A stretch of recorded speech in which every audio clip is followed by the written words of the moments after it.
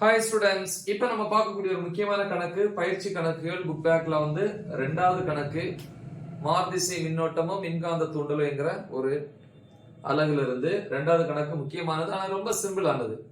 என்னன்னு பார்ப்போம். ஒரு நேரான உலோக கம்பியானது 4 மில்லி வெபர் பாயம் கொண்ட காந்த புலத்தை 0.4 செகண்ட் நேரத்தில் கடக்கிறது. கம்பியில் தூண்டப்பட்ட மின்னியக்கு விசையின் எண் மதிப்பை காண்க. ரொம்ப சிம்பிள் தான்.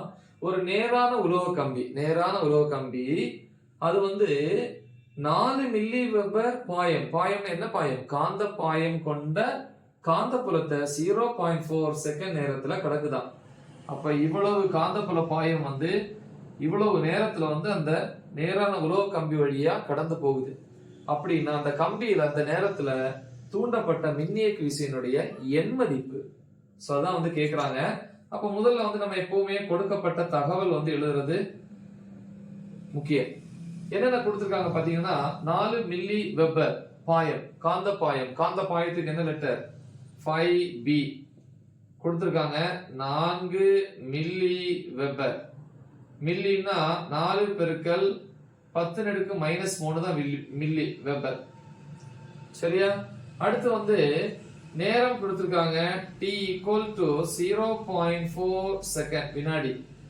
தூண்டப்பட்ட மின்னியக்கு விசையினுடைய எண் மதிப்பு. மின்னியக்கு விசைக்கு இந்த மாதிரி லெட்டர் E மாதிரி போட்டிருப்போம், psi அப்படின்னு சொல்லுவோம். சோ இந்த ஃபார்முலா நம்ம படிச்சிருப்போம். ஃபாரடேயினுடைய மின்காந்த தூண்டல் விதி இருக்கு, லென்ஸினுடைய விதி இருக்கு, அதுல படிச்சிருப்பீங்க. ஃபார்முலா psi =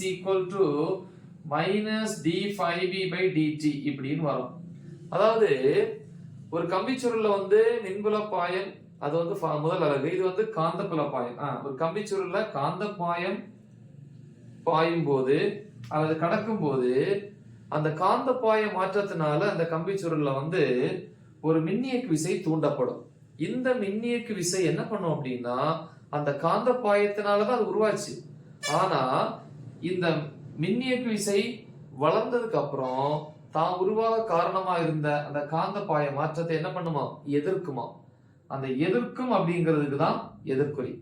ஆனா அவங்க வந்து அந்த திசை, அப்ப எதிர்க்கும்னா திசை தானே சொல்லுது. அப்ப திசையில அவங்க கேட்கல, அவங்க எண் மதிப்புல மட்டும்தான் கேட்கிறாங்க. அப்ப எண் மதிப்புல கேட்கும் போது கண்டிப்பா மைனஸ் வராது. எண் மதிப்புல வந்து பிளஸ், திசை தான் மைனஸ். கரெக்டா? திசையும் எண் மதிப்பும் இருந்தா அது வெக்டார். திசை எடுத்துட்டோம்னா மைனஸ் போடக்கூடாது. எண் மதிப்பில் எழுதும் போது ஃபார்முலா பிளஸ்ல எழுதணும். சோ அப்போ வந்து பாத்தீங்கன்னா d∅b இந்த லெட்டரை மாத்திப்பேன். இது d∅b னா நேரமும் dt. காலம் மாற மாற காந்த பாயமும் மாறும் இல்லையா? எஸ். இனி நம்ம இங்க தீர்வு எழுதிடுவோம். தீர்வுல வந்து தூண்டப்பட்ட மின்னியக்கு விசை, தூண்டப்பட்ட மின் இயக்கு விசை, மின்னியக்கு விசை ஃபார்முலா எழுதிடுவோம். psi = மைனஸ் போடக்கூடாது, d∅b/dt. ஏன்னா எண் மதிப்பு கேட்கறாங்க. எண் மதிப்பு எப்படி போடுவீங்க? இப்படி மாடுலஸ் போடுவீங்களா? அப்ப அது பிளஸ் ஆயிரும். இந்த எண் மதிப்புங்கிற வார்த்தை அவங்க வந்து கொடுக்காம இருந்திருந்தாங்க அப்படின்னா மைனஸ் போட்டிருப்போம் ஃபார்முலால. சரியா? ஓகே. சோ அப்ப psi = d∅b எவ்வளவு? 4 மில்லி வெபர் 4 × 10⁻³ 0.4 equal to 4 × 10⁻³ 0.4 எப்படி எழுதலாம்? 4 × 10⁻⁻1. பாருங்க, பவர்ல -1 இருந்தா புள்ளி இடது பக்கம் வரும். அப்ப இது கிடைக்கும். அப்ப இதை இப்படி எழுதலாம். இப்ப இதை டிவைட் பண்ணா is equal இங்க 1 இருக்கும். 1 × இங்க 10⁻³ இந்த 10⁻1 மேல வரும்போது 10⁻+1. கரெக்டா? அப்ப is equal என்ன வரும்? 10⁻³ ல 1 போச்சுன்னா 1 × 10⁻2 இப்படின்னு எழுதலாம். கரெக்டா? இதனுடைய அலகு என்ன? மின்னியக்கு விசையினுடைய அலகு வோல்ட். இல்ல புக்ல இருக்கிற ஆன்சர் கொண்டு வரணும் அப்படின்னா மின்னியக்கு விசை ஈக்குவல் டு என்ன பண்ணுவோம்? ரூல் பயன்படுத்தும் போது, ஒரு விதியை பயன்படுத்தும் போது இடது பக்கமும் வலது பக்கமும் ஒரே மாதிரி பயன்படுத்தணும், அல்லது மேலும் கீழும் ஒரே மாதிரி பயன்படுத்தணும். அதே மாதிரி இது எப்படி எழுதலாம்? 1 × 10⁻2 மேலையும் கீழையும் 10ஆல பெருக்கிறேன். ஏன்னா கேன்சல் பண்ண திருப்பி அது வந்துரும்ல. இப்போ இது எப்படி எழுதலாம்? Equal to 1 × 10 10.